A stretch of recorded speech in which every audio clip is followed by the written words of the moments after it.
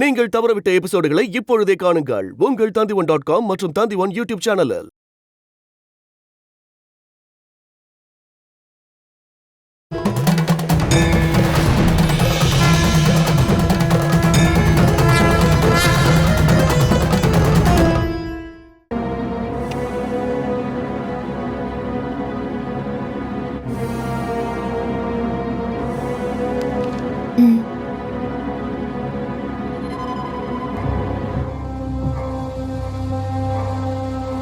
எனக்காக கொஞ்சம் நேரம் ஒதுக்குனா நான் உங்ககிட்ட சில விஷயங்களை கொஞ்சம் பேசுவேன். இது நம்மளுடைய அறைதானே, என்கிட்ட சொல்ல என்ன தயக்கம்? நீ சொல்லு.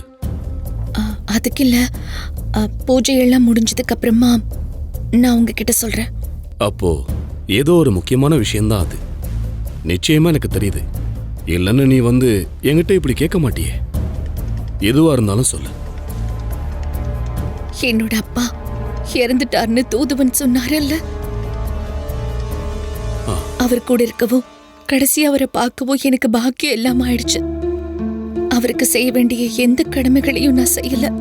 அது ஒரு கவலையா என் மனசுக்குள்ளேயே இருக்கு. இதுவா விஷயம்?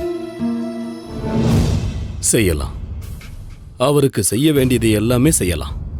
அது அவருடைய பொண்ணை கல்யாணம் பண்ணிக்கிட்ட என்னுடைய கடமையும் தானே. என் அப்பா கண்டிப்பா சொர்க்கத்துக்கு தான் போயிருப்பாரு, அதுல சந்தேகமே இல்ல. அவரு எந்த தப்பு செஞ்சதில்ல. அவரை காயப்படுத்தினவங்களுக்கு கூட சத்தமா ஒரு வார்த்தை அவர் பேசல. அவர் பேசினதெல்லாம் அந்த தேவி கிட்ட மட்டும். அதனால தானே அம்மா அங்கிருந்து அவர் கூடவே கிளம்பிட்டாங்க. ஒரு விதத்துல சொன்னா அந்த தரிசனமே புண்ணியம்தான் மீனாட்சி. கோவில்ல பூஜை புனஸ்காரம் எல்லாம் முடியட்டும். அது முடிஞ்சா அதுக்கப்புறம் நம்ம செய்ய போறது இந்த விஷயம்தான். உனக்கு சந்தோஷம் தானே? சந்தோஷமா இருக்கு. என் அப்பாவோட ஆத்மா நிச்சயமா என்ன நினைச்சு பெருமைதான் படும். இதுல நீங்களும் என் கூடவே இருக்கீங்க. இதுக்கு மேல என்ன வேணும்? என் அப்பாவோட மனசு சந்தோஷப்பட. போய் தூங்குமா. நாளைக்கு அதிகாலையிலேயே நம்ம கோயிலுக்கு போக வேண்டியிருக்கும்.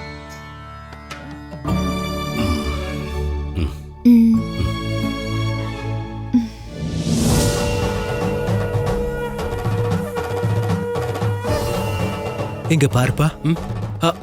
உட்காருங்க உட்காருங்க உட்காரு.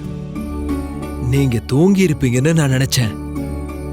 பெரும்பாலும் எனக்கு ரொம்ப தூக்கம் வராது. வாழ்க்கையில கவலை இருக்கிறவங்களுக்கு தூக்கம் வராதல்ல. கவலை தான் எல்லாத்துக்கும் காரணம். சாப்பாட்டுக்காக, வீட்டுக்காக, படிப்புக்காக, வேலைக்காக எல்லாத்தையும் நினைச்சு நாம கவலைப்படுறோம். ஆனா ஒன்னு யோசிச்சு பாருங்க, இப்படி கவலைப்படுறதுக்கு ஏதாவது தேவை இருக்கா என்ன? நீங்க ஊர் ஊரா போறீங்க.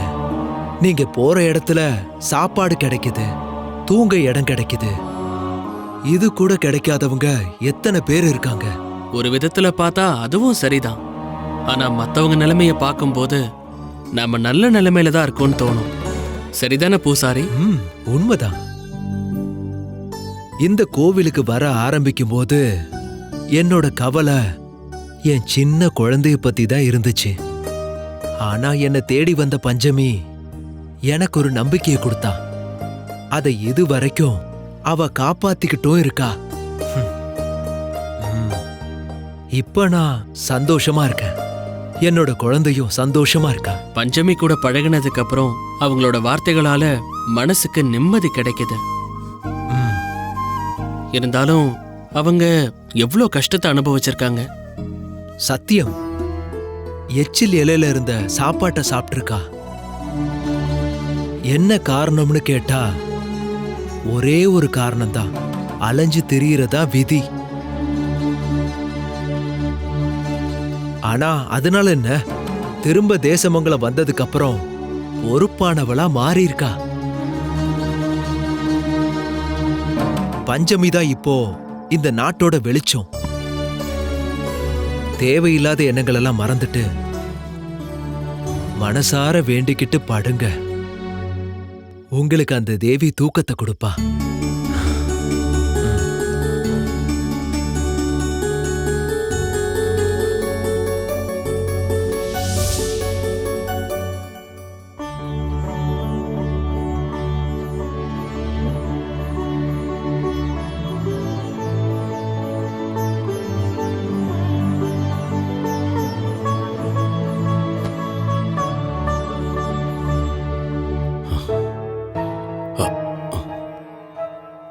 சுவாமி, நீங்க போறதுன்னு முடிவே பண்ணிட்டீங்களா?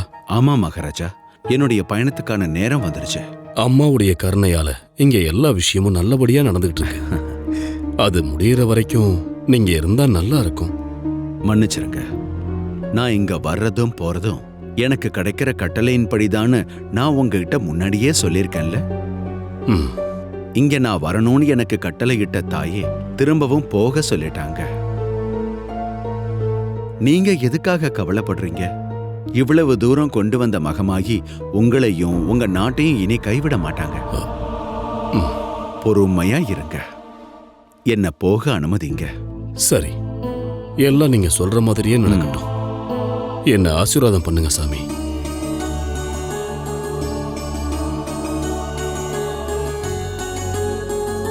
நல்லதே நடக்கும்.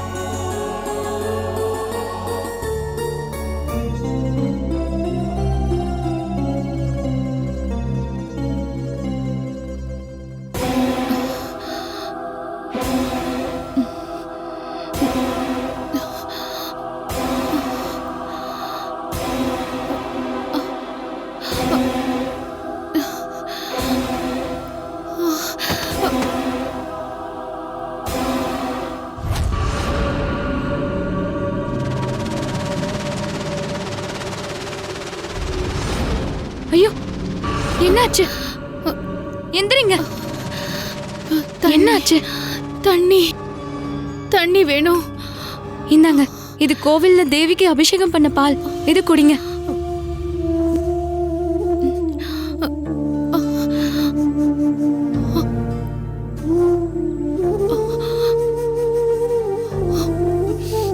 இங்க இதுக்கு முன்னாடி உங்களை பார்த்தது இல்லையே.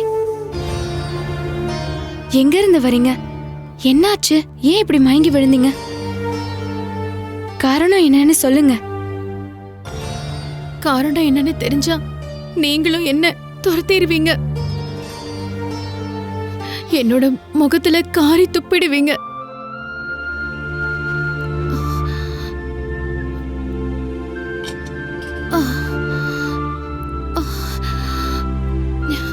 நான் போயிட்டு வரேன். இங்க பாருங்க, இந்த நிலைமையில உங்களால ரொம்ப தூரம் போக முடியாது.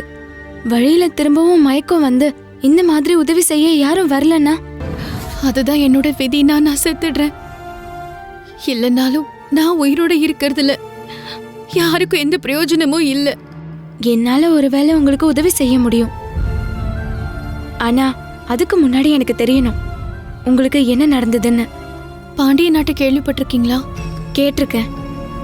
அது இங்கிருந்து ரொம்ப தூரம் இல்ல. அந்த நாட்டோட ராஜாவுக்கு உதவியா வேலை செஞ்சுக்கிட்டு இருந்த சந்திரசேகரனோட மகதான் நான். அப்புறம் எதனால இந்த நிலைமை? விதி. சின்ன வயசுல இருந்து எனக்கு படிக்கிறதுனா ரொம்ப பிடிக்கும். அண்ணனோட போட்டி போட்டு வேதங்கள் புராணங்கள்னு எல்லாத்தையும் படிச்சேன்.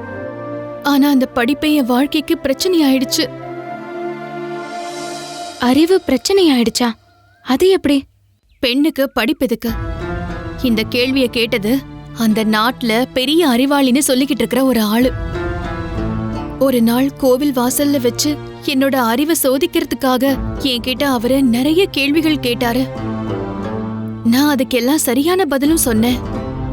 என்ன ஆசீர்வாதம் பண்ணிட்டு அவரு போனாரு. இருந்தாலும் அவர் மனசுல ஏதோ ஒரு வைராக்கியம் இருந்தது. அப்புறம் அன்னைக்கு ராத்திரி நான் தூங்கிக்கிட்டு இருக்கும்போது என்னோட அறையில எனக்கு தெரியாத ஒரு ஆள் வந்தான். நான் எல்லாரையும் கத்தி கூப்பிட்டேன். எல்லாரும் அந்த இடத்துக்கு வந்தாங்க. கூட்டத்துல கோவில்ல இருந்த அந்த அறிவாளியும் இருந்தாரு.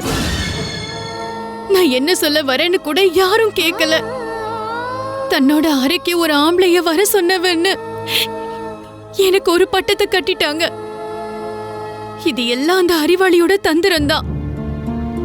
ஏன் முன்னாடி தோத்து போன அந்த அறிவாளி என்ன ஊரை விட்டு போகணும்னு தண்டனை கொடுத்தாரு. என்ன நல்லாவே அவமானப்படுத்தினாரு. நான் எங்கெங்கேயோ போனேன். நான் கணக்கே இல்லாம எவ்வளவு கஷ்டங்களை தாங்கிக்கிட்டேன். சாக வழி தெரியாம இன்னும் உயிரோட இருக்க. நான் சொன்னதை கேட்டு உங்களுக்கு என் மேல கோவம் வரலையா? இல்ல, ஒரு சமயத்துல இத நானும் அனுபவிச்சிருக்கேன். பெண்கள் எல்லாரும் மத்தவங்களால தோக்கடிக்கப்படுறவங்க தான். நானும் நீங்களும் எல்லாரும். எனக்கு ஒன்னும் புரியல. வேண்டாம், என்னோட கதையும் கிட்டத்தட்ட இதே மாதிரி தான்னு இப்போதைக்கு புரிஞ்சுக்கோங்க. இப்போ உங்களுக்கு தேவையானது எது? சாப்பாடு, தங்கறதுக்கு ஒரு இடம், அது போதாதா? இந்த நாட்டை ஆள்ற ராஜாவோட தங்கச்சி தான் நான். நீங்க ஒண்ணு பண்ணுங்க. இங்க பக்கத்துல இருக்கிற ஒரு கோவில்ல அம்மன் சிலைய நிறுவற பூஜை நடந்துகிட்டு இருக்கு. உங்களுக்கு அங்க வர்றதுக்கு ஏதாவது கஷ்டம் இருக்கா? நான் யாராவது உங்களுக்கு குத்தம் சொன்னாங்கன்னா அவங்க கிட்ட நான் பேசிக்கிறேன். கோவில் பூஜையில ஒரு உதவியாளரா இப்போதைக்கு இருங்க. ரொம்ப சந்தோஷமா இருக்கு. கடவுளுக்கு சேவை செய்யறதை விட சந்தோஷம் வேற என்ன இருக்கும்? அப்படின்னா வாங்க. இப்போதைக்கு உங்க கதையெல்லாம் யார்கிட்டயும் சொல்ல வேண்டாம். நீங்க எனக்கு தெரிஞ்ச ஒருத்தவங்க, அப்படிதான் நான் எல்லார்கிட்டயும் சொல்லுவேன். வாங்க.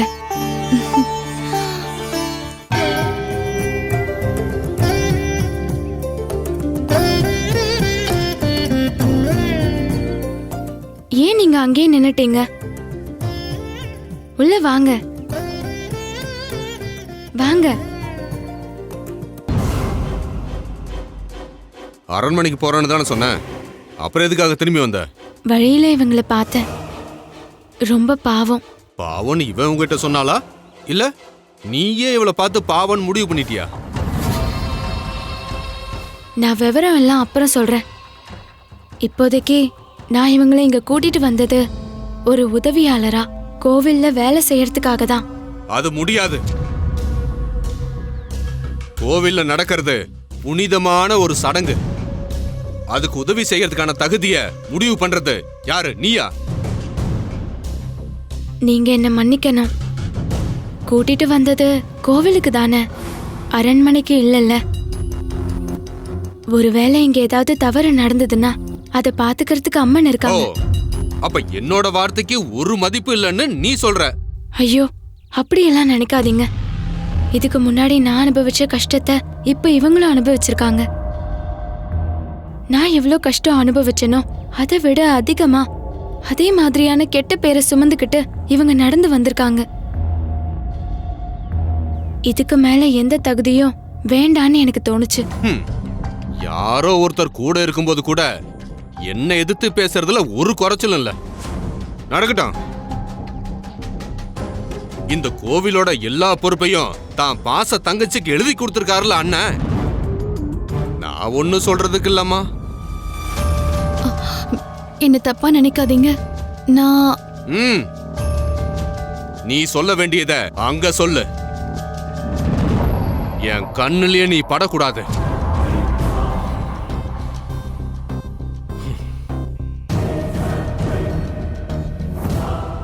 என்னால உங்களுக்கு தேவையில்லாத பிரச்சனை.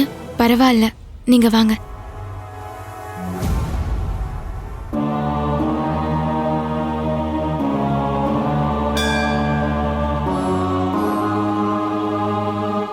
பஞ்சமி,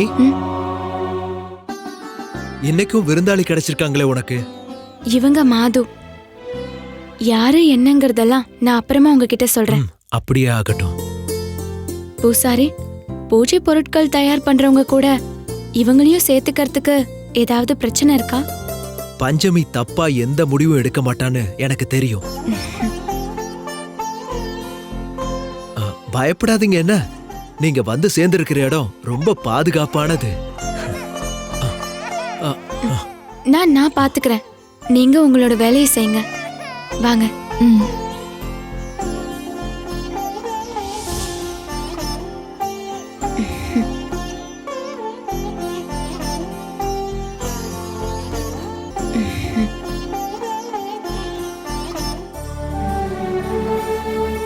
பூசாரியோட குழந்தை, அம்மா இல்லாத குழந்தை. இவளை பாத்துக்க வேண்டியது நான் தான். குழந்தைய ஒரு தடவை நான் பார்க்கலாமா? இதுக்கெல்லாம் எதுக்கு அனுமதி கேக்குறீங்க?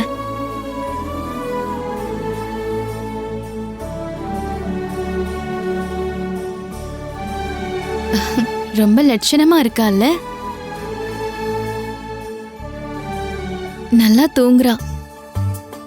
பூசாரி குழந்தையோட இங்க வந்ததுல இருந்து குழந்தைக்கு தேவையானது எல்லாத்தையும் நான் தான் பாத்துக்கிறேன். நான் குழந்தைய தொட்டு பார்க்கலாமா? அதுக்கு என்ன, தொட்டு பாருங்க.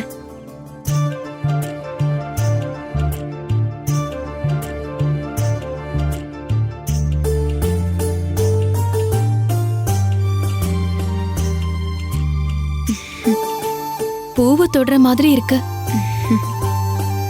கோவில், பூசாரி, இளவரசி, அப்புறம் இந்த குழந்தை, இதெல்லாம் மனசுக்கு ரொம்ப நிம்மதியா இருக்கு. முதல்ல ஏதாவது சாப்பிடுங்க.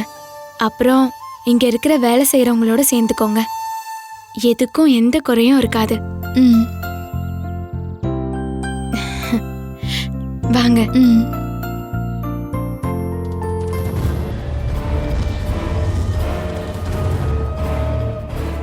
உன்னை ஞாபகத்தில் வச்சுக்க சகுந்தலா. மகாராஜா பஞ்சமிக்கு நிறைய பொறுப்புகள் கொடுத்திருந்தாலும் ஒரே அம்மாவோட வயித்துல பிறந்தது நீயும் மகாராஜாவும் தான். ஆனா இப்போ உனக்கான இடம் எங்க சகுந்தலா? அரண்மனையில இப்போ ஒரு தோழிக்கான மரியாதையாவது உனக்கு இருக்கா? தப்ப மன்னிச்சிட்டேன்னு சொன்னார்ல, அப்புறம் எதுக்காக இந்த வேறுபாடு? கோயில் வேலைகள்ல உனக்கு ஏதோ ஒரு பதவி கொடுத்தாருன்னு கேள்விப்பட்டேன். பேருக்கு ஒரு பதவி, அவ்வளவுதான். நான் இப்ப என்ன செய்யணும்? இவ்ளோ வேலைகளுக்கு இடையில என் தம்பி கிட்ட என்னால பேசக்கூட முடியல. இந்த வேலையெல்லாம் முடிஞ்சதுக்கு அப்புறம் நீ சொல்றத மகாராஜா கேப்பார்னு நினைக்கிறியா? ஒருபோதும் இல்ல. நம்மள அவரு ஒதுக்கி வச்சிட்டாரு. பஞ்சமி, இங்க வா. என்னக்கா? கோவில் விஷயங்கள்ல முடிவெடுக்கிறதுக்கு உனக்கு யாரு உரிமை கொடுத்தாங்க? நடக்கிறது கோவில் பூஜை தானே. பாவப்பட்ட வழிபோக்கர்கள் ஒருவேளை சாப்பாட்டை கேட்டு அங்க வந்தாலோ, ஓய்வெடுக்க ஒரு இடம் கேட்க செஞ்சாலோ கொடுக்காம இருக்க முடியுமா? அதுக்கு அண்ணனும் எதுவும் சொல்லல. அண்ணன் எதுக்குமே உன்னை ஒன்னும் சொல்ல மாட்டாரே. அண்ணனையும் அண்ணியும் நீ அப்படி வசியம் பண்ணி வச்சிருக்கல. எதுக்காகக்கா நீங்க இப்படி பேசுறீங்க? ஞாபகம் வச்சுக்கோ, முடிஞ்சது எல்லாத்தையும் திரும்ப பண்றதுக்கு என்னால முடியும். போதும், நிறுத்து.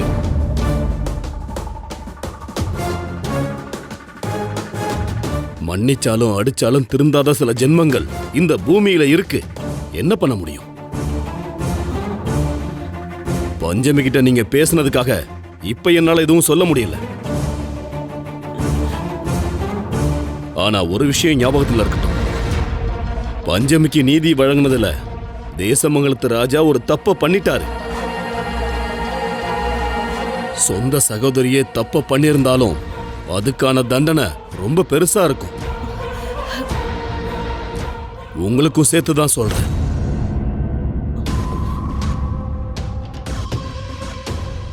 பதவி வயசை பார்த்து யாருக்கும் கிடைக்கிறது இல்ல, நல்ல செயல்களை பார்த்துதான். பஞ்சமி எல்லார்கிட்டயும் அன்பா இருக்கா. மகாராஜா நீடூழி வாழணும். நாடு முழுக்க நல்ல செய்தியா இருக்கு. இந்த நாட்டை விட்டு போன நம்மளோட மக்கள் எல்லாரும் கூட்டம் கூட்டமா திரும்பி வர ஆரம்பிச்சிருக்காங்க. சத்திரங்கள்லயும் சரஸ்வதி மண்டபத்திலையும் சுற்றுலா பயணிகள்லாம் வந்து தங்க ஆரம்பிச்சிருக்காங்க மகாராஜா. என்னன்னு சொல்றது, வருஷக்கணக்கா தேசமங்கலத்துக்கு வராம இருந்த அற்புதமான கிளிகள் கூட திரும்பி வர ஆரம்பிச்சிருக்கு.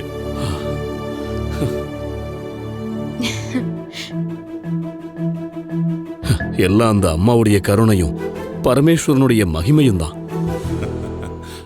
அம்மா பகவதி, எல்லாரும் நடக்கிற பூஜையை நல்லபடியா நடத்தி முடிக்கிறதுல மட்டும் கவனம் செலுத்தினா போதும். அதான் எல்லாருக்கும் நல்லதும் கூட.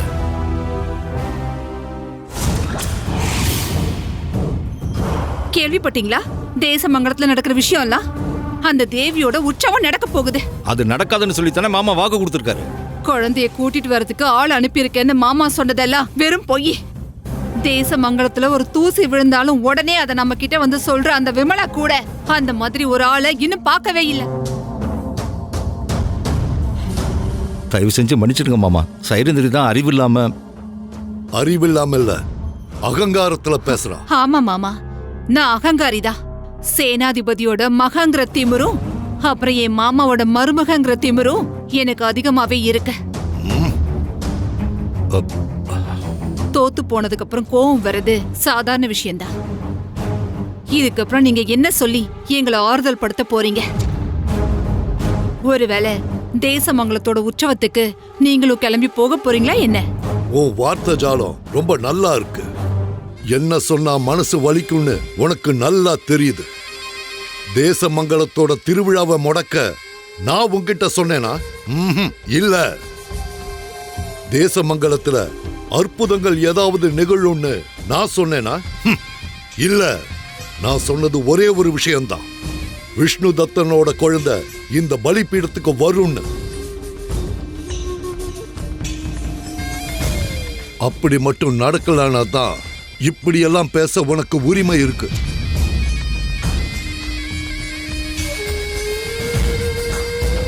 இத பாரு நாகேந்திரா, பலி பூஜைக்கு வேண்டிய ஏற்பாடெல்லாம் உடனடியா பண்ணி ஆகணும். நாளை விடியற்காலைக்குள்ள அப்படி ஒரு பலி இங்க நடக்கலனா அப்புறம் நான் இருக்க மாட்டேன். இது சத்தியம்.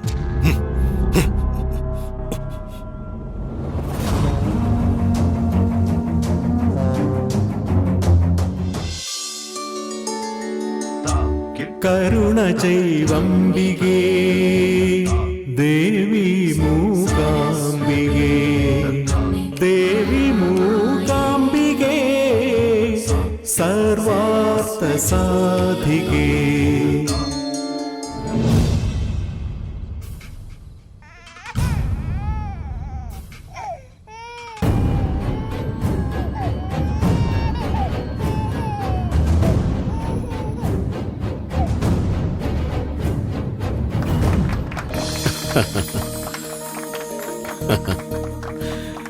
ரொம்ப நல்லா இருந்துச்சுமா.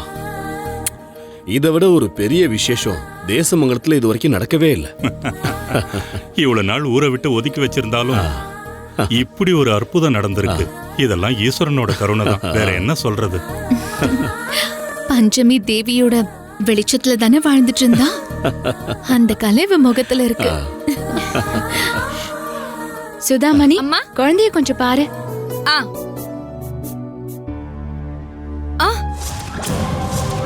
ஐயோ தெய்வமே! மகாராணி சீக்கிரமா வாங்க.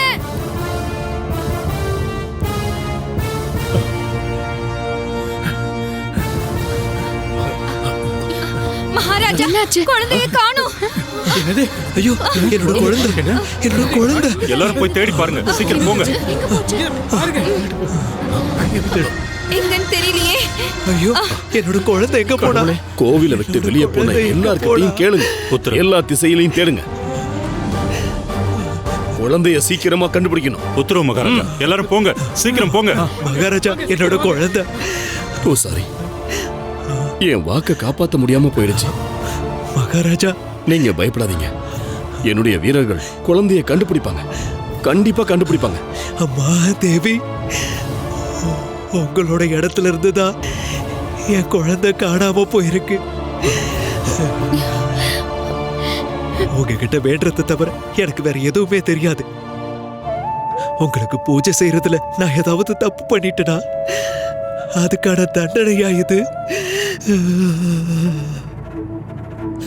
மகாராணி, மகாராஜா, மகாராஜா, கோயில இருந்த அந்த பாட்டுக்காரனையும் அந்த மாதுவையும் காணும். மாது, மாது எங்க போனா?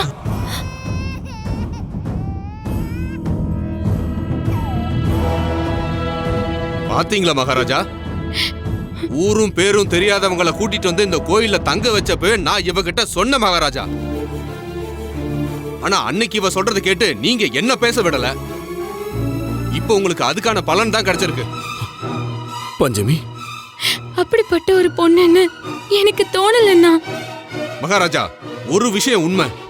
மாதுங்கிற அந்த பொண்ணு இங்க வந்ததுக்கு அப்புறமா தான் ஆதித்யங்கிற பாட்டுக்காரன் இங்க வந்தான். ரெண்டு பேரும் அனாதன்னு போய் சொல்லி நம்ம எல்லாரும் ஏமாத்திட்டாங்க. ஆனா நிஜம் என்னன்னா அவங்க இந்த தேசமங்கலத்தோட எதிரிகள். இங்க நடந்துகிட்டு இருக்கிற சடங்கை நிறுத்துறதுக்காகத்தான் அவங்க இங்க வந்திருக்காங்க. சிவசங்கரா, படைகள் கூட நீயும் போ. ஒரு நிமிஷத்து கூட இனியும் வீணாக்க கூடாது. சீக்கிரமா குழந்தைய மீட்டு கொண்டு வாங்க. போங்க சீக்கிரம். சரிங்க ஐயா. அண்ணா, இந்த விஷயத்துல நான் தப்பு செஞ்சுட்டேனா? பூசாரி, மகமாயி என்ன சோதிக்கிறாங்க. இதை என்னால தாங்கிக்க முடியுமான்னு தெரியல. என்னோட பொண்ணு இல்லாம என்னால வாழ முடியுமான்னு எனக்கு தெரியல. பூசாரி, அம்மா தாயே,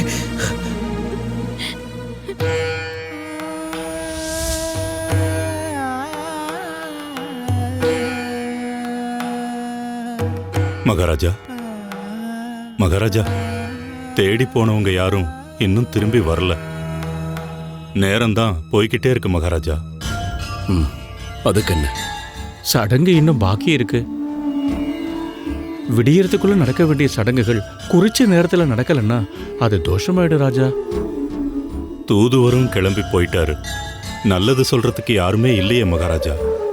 நாட்டோட செழிப்பு பக்கத்துல வந்தும் பூர்த்தி செய்ய முடியாம இருக்கு அப்படிங்கிறது இந்த நாட்டுக்கும் நாட்டோட மகாராஜாவுக்கும் கெட்டதுன்னு சொல்லுவாங்க. சொல்லட்டும். நாட்டோட ராஜாவை பத்தி குறைகள் சொல்றவங்க சொல்லட்டும். இப்படி ஒரு நிலைமையில நான் என்ன பண்ண முடியும்? சொந்த குழந்தைய தவறவிட்ட கவலையில் இருக்கிற ஒரு அப்பா அவர்கிட்ட போய் தொடர்ந்து பூஜையை பண்ணுங்கன்னு சொல்ல முடியுமா என்னால? அவருக்கு இவ்வளவு பெரிய கஷ்டம் வந்ததே என்னுடைய திறமையின்மையால தானே.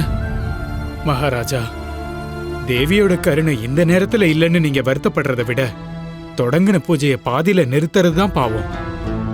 தேசமங்கலத்துல மிச்சம் இருக்கிற உயிர்களையும் சேர்த்து எல்லா உயிர்களும் அழிஞ்சிரும் மகாராஜா. அழியட்டும், எல்லாம் அழிஞ்சு போகட்டும். தேசமங்கலத்தை ஆட்சி செஞ்சவங்கள மோசமான ராஜான்னு எல்லாரும் என்ன கேலி செய்யட்டும். மகாராஜா,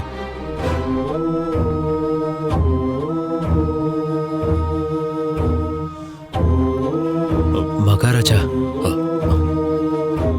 மகமாய்க்கு செய்ய வேண்டிய பூஜையில என்னால எந்த குறையும் வராது. ஏத்துக்கிட்ட கடமைய நான் பூர்த்தி செஞ்சிடறேன். பூசாரி, நீங்க கவலைப்படாம இருங்க.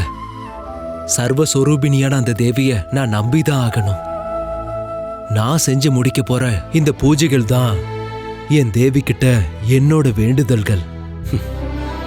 பூஜைகளை செய்யறதுக்கு அனுமதி கொடுங்க. ரொம்ப சந்தோஷம்.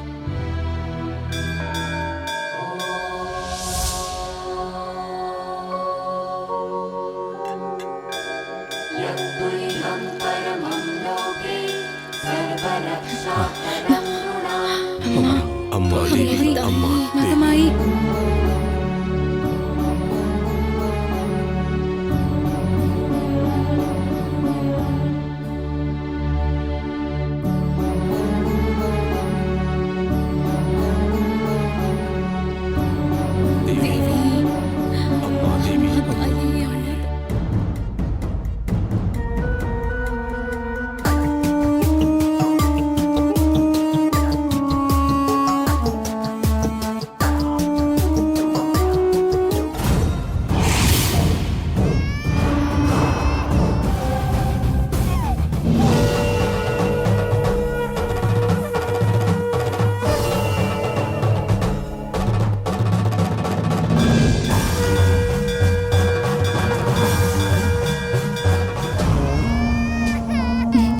இந்தாங்க ராஜா.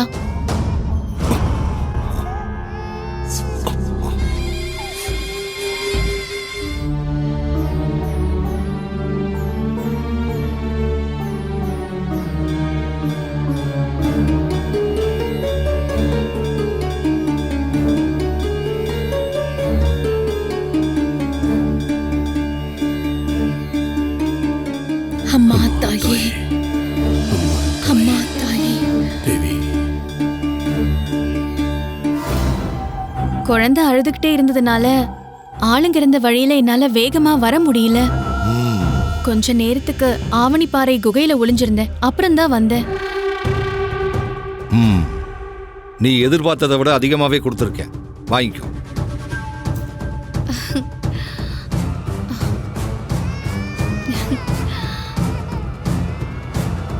முதல்ல பண்ண வேண்டிய பூஜையை பண்ணிட்டு அதுக்கப்புறம் இந்த குழந்தைய பலி பீடத்துக்கு கொண்டு வரணும்.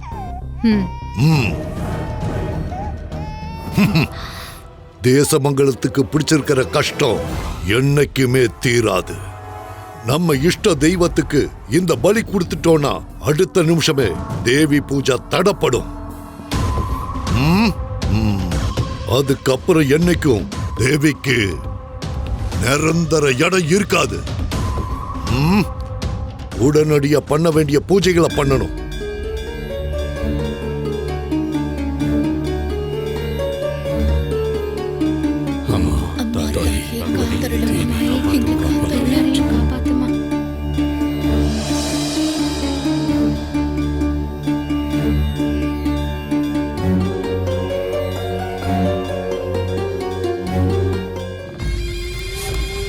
ஓம் க்ரீம் ரீம் ஐம் சக்தி. ஓம் க்ரீம் ரீம் ஐம் சக்தி. ஓம் காளி ஸ்ரீ காளி பத்ரகாளி ஸ்வாஹா.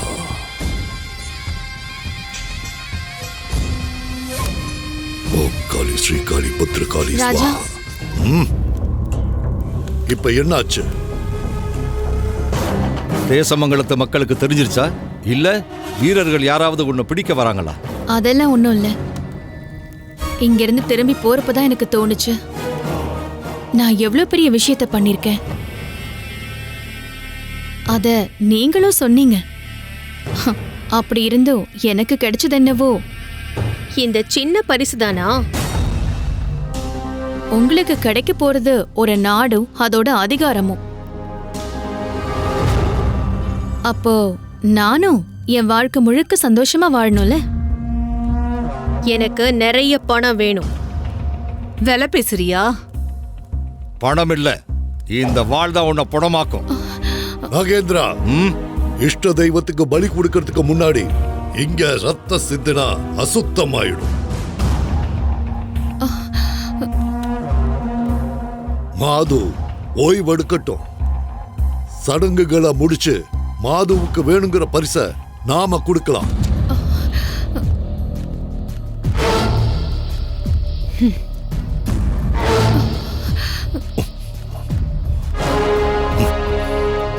ஓம் க்ரீம் சக்தி.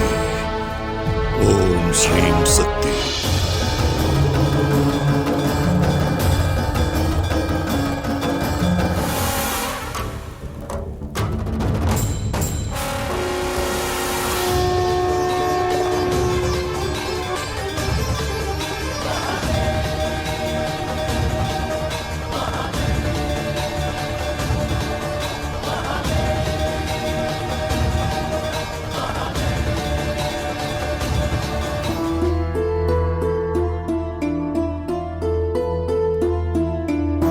மகாராஜா, எல்லா அபிஷேகமும் நல்லபடியா நடந்து முடிஞ்சிருச்சு.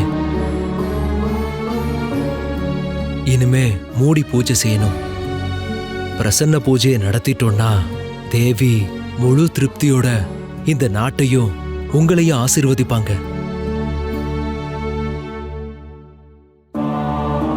நான் பூஜையை செய்யட்டுமா? ஆகட்டும்.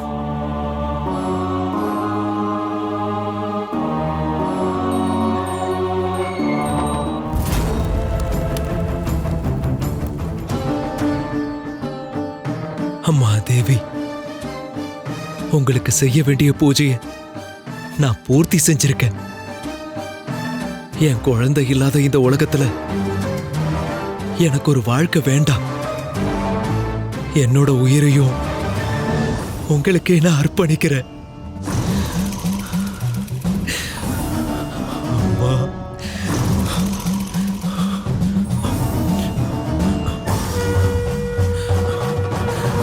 அம்மா, தாயே.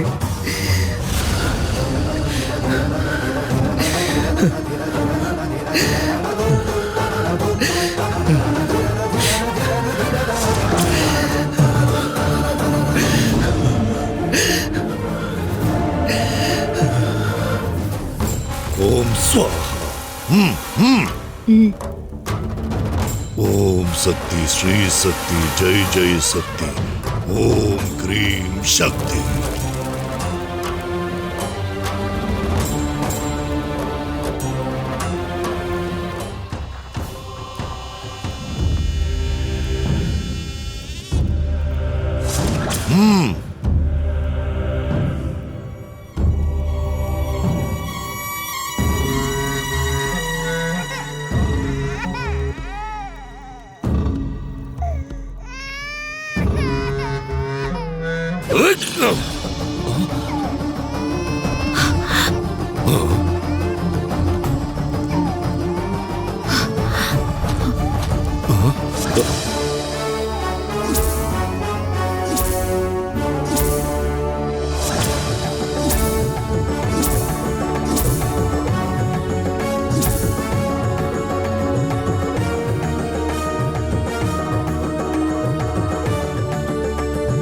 ஹேய் மாது,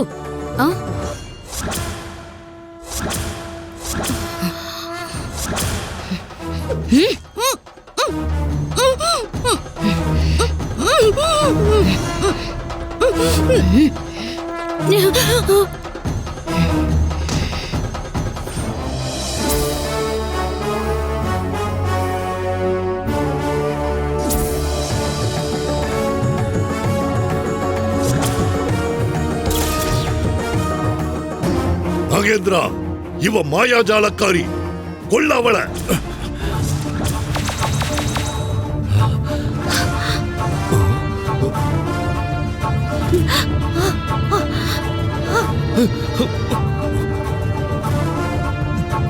தேசமங்கலத்துல இருக்கிற மக்கள் எல்லாரும் அவங்க சுவாசிக்கிற மூச்சை விட என்ன நேசிக்கிறாங்க.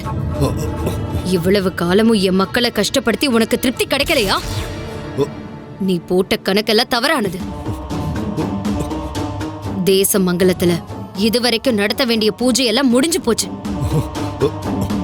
நான் இப்போ தேசமங்கலத்துல மக்களை காக்கிற குலதெய்வம்.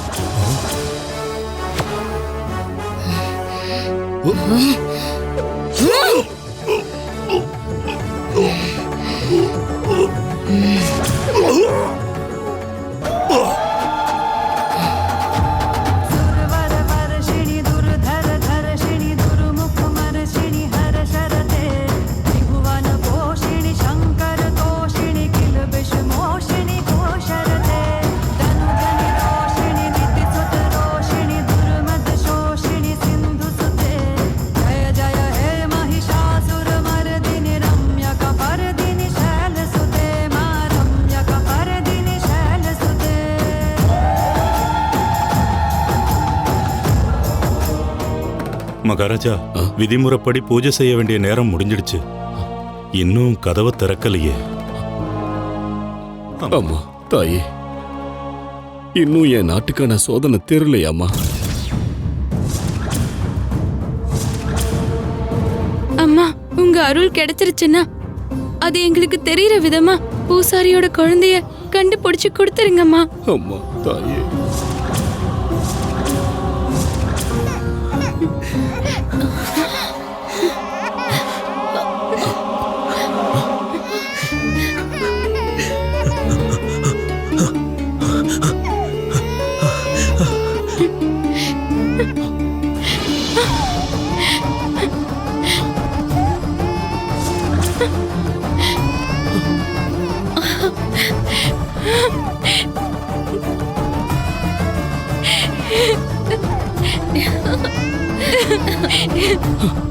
தேவி,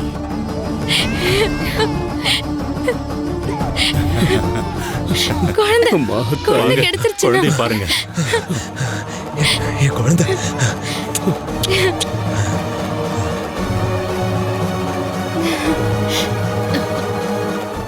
மகாராஜா, சந்தேகமே வேண்டாம். தேசமங்கலத்தோட மண்ணுக்கு அம்மாவோட அருள் கிடைச்சிருக்கு. பகவதி, ராஜா, தேவி மகமாயி, ராஜா, தாயே, தாயே, தேவி, ராஜா நெடுூழி வாழ்க. எல்லா வீட்லயும் கஷ்டம் வந்தப்போ ஆடு மாடெல்லாம் வீட்டை விட்டு போச்சு இல்ல? இப்ப கூட்டத்தோட எல்லாமே திரும்பி வந்துருச்சு மகாராஜா. அது போதும். இப்ப நான் சந்தோஷமா இருக்கேன். நிறைய இன்னல்களை கடந்து தேசமங்கலம் அதோட நன்மைகளை அடைஞ்சிருக்கு. அம்மா தாயே, அம்மா பகவதி, எல்லாரையும் நல்லா அம்மா, எல்லாரையும் காப்பாத்தணும். தேவிமா, பராசக்தி, அம்மா தேவி, அம்மா.